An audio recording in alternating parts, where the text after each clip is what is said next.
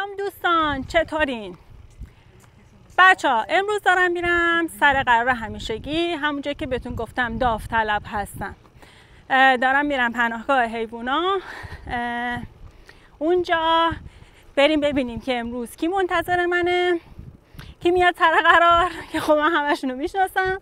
بعد اینکه بچه‌ها میخوام امروز حتی پناهگاه رو بهتون نشون بدم، ببینید که چقدر پناهگاه‌های اینجا با پناهگاهایی که تو ایران فرق میکنه و ببینیم که چقدر دولت و مردم از این حیوونا حمایت میکنن.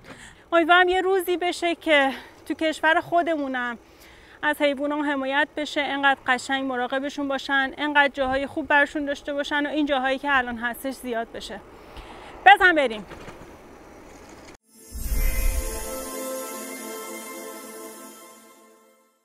خب رسیدیم، بریم تو و بریم سر قرار.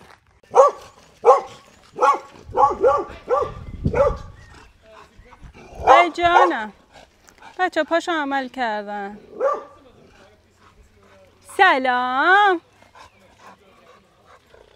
سلام، پاتو عمل کردی؟ آره ای جانم،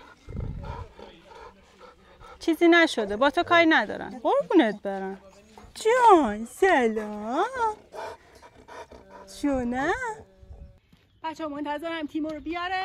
اینم به من دادن که تن کنیم، برای اینکه هر کسی این که مثلا اینجا سگا رو میبره بیرون یه همچین چیزی باید داشته باشه که بدونن که ما از طرف پناهگاه حیوونا هستیم و حالا اگر سگ حمله میکنه یا هر چیزی در واقع اینا رو داشته باشیم. تیمو داره میاد.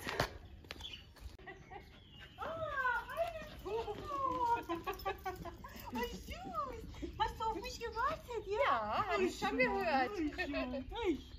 Danke dir. Bitte schön, wir gehen Spaziergang. Okay, bis nachher. Tschüss. Tschüss.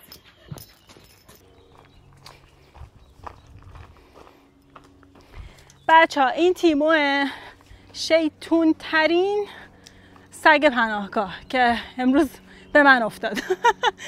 براشون پیام نوشتم که میام، گفتن که تیمو آزاد هستش، بقیه سگا دارن میرن و میتونی بیای، که ما هم با هم قرار بعد از رو گذاشتیم و داریم میریم.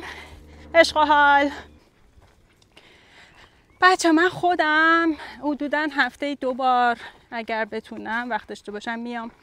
یه وقتا خب تنبلی میکنم ولی خب وقتی که میام انقدر حال و هوام عوض میشه، انقدر انرژی میگیرم که اصلا فراموش میکنم اون خستگی و اون خستگی بعد از کار و یا حالا اون تنبلی که قبلش اومده بود سراغم. بچه اینجا توی هر سگی برای خودش یه اتاق داره. البته مثلا اگه تعدادشون زیاد بشه 2 تا سگ توی اتاق هستن. یه قسمت داره، قسمت در واقع گربه هاست که هر گربه برای خودش یه اتاق داره.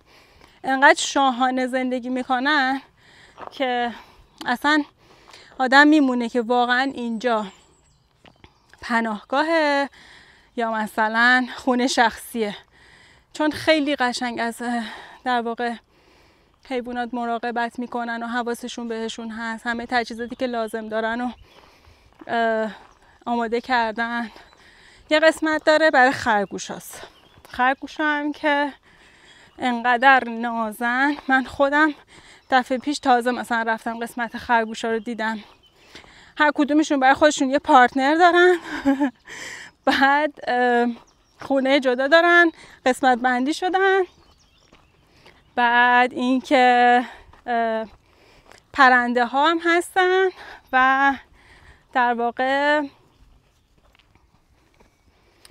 فکر کنم اسم حالا به آلمانیش میشه خوبچه هندی یا آره خوبچه هندی هم دارن. بعد دفعه پیش که اومده بودم مثلا تعداد سگا زیاد بود. بعد این سری که اومدم دیدم که سگا کمتر شدن. بعد مثلا خب خیلی ها هستن میان اینجا که مثلا با حیوانات وقت بگذارن یا مراقبشون باشن یا مثلا حالا مثل من باهاشون پیاده روی کنن. بعد خب اینایی که میان میبینن حالا یه سگی باهاشون اوکیه یا مثلا میتونن از عهده نگهداریش برمیان، میبرن با خودشون سگا رو که حالا با خودشون زندگی کنه. خیلی ها هستن که مثلا میگم این دفعه سگا مثلا کمتر شده بود، پرسیدم گفتش که خب یه سریا رو فرتایلن کردن، یعنی تقسیم کردن بین مردمی که میان اینجا.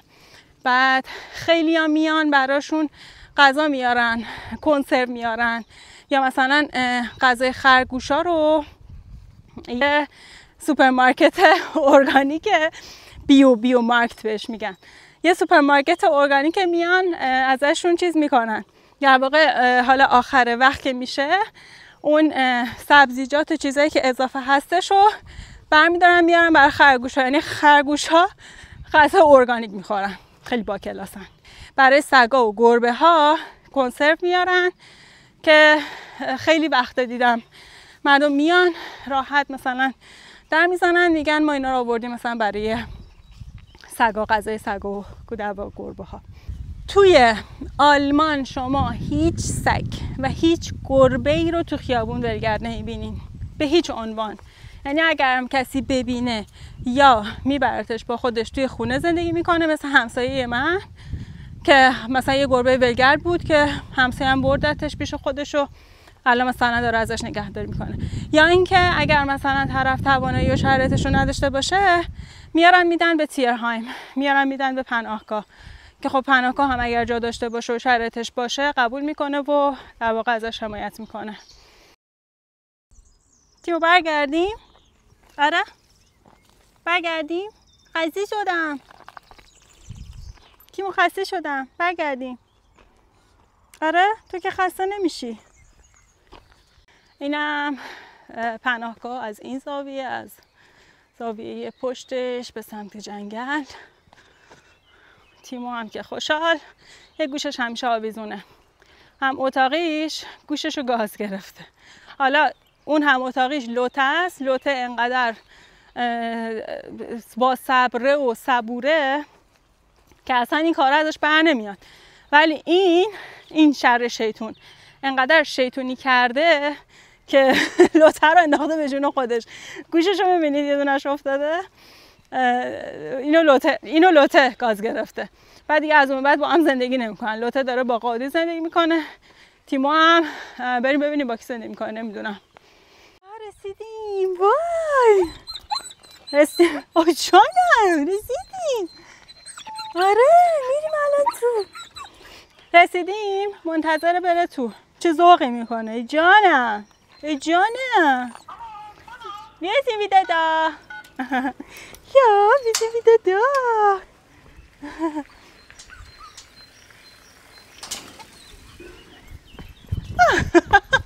خب اینم از امروزمون. چطور بود؟ دوست داشتین؟ خیلی هم تحویل دادیم به صاحبشون.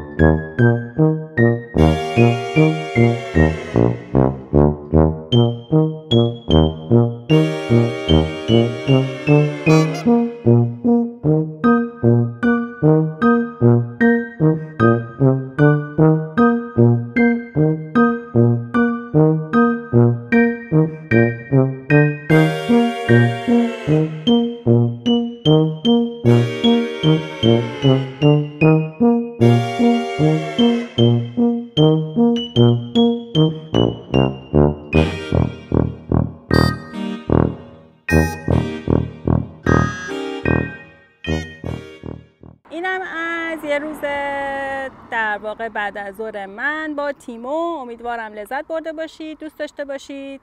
اگه تجربه دارید، نظر دارید، پیشنهاد دارید، برام حتما توی کامنت ها بنویسید. خوشحال میشم نظراتتون رو بخونم. لایک و سابسکرایب هم که مثل همیشه یادتون نره که ویدیوهای بعدی رو از دست ندید. تا ویدیوی بعدی شما رو به خدای بزرگ میسپارم. روز خوبی داشته باشین. بدرود.